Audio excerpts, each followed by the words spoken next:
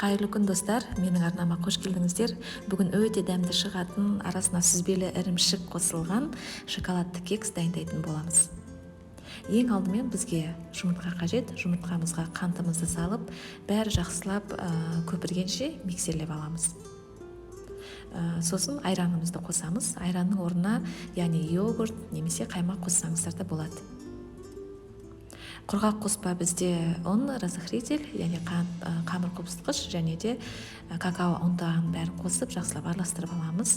Осындай форма, басқа да форма болса бола береді. Яғни бірінші қамырымызды жартысын саламыз.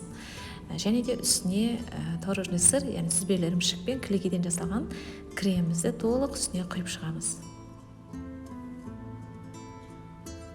Қасығымызбен жақсылап тегістеп алып, қалған қамырын үстіне құямыз. 180 градуста ысып тұрған пешке 30 минутқа салып пісіріп аламыз. Піскеннен кейін сәл суытып алып, формадан босатамыз.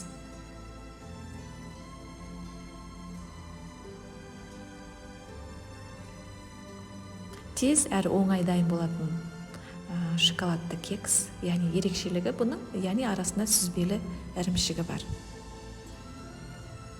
Үстіне қант ұнтағын сеуіп, әсемдесеңіздер де болады. Міндетті түрде жасап көріңіздер, дәмі ерекше шықты. Ұнаса лайк басып, пікір қалдырсаңыздар болады. Назарларыңызға көп рахмет. Менің арнамда бұдан да басқа тәттілердің толық видеосы жүктелген, кіріп көрсеңіздер болады.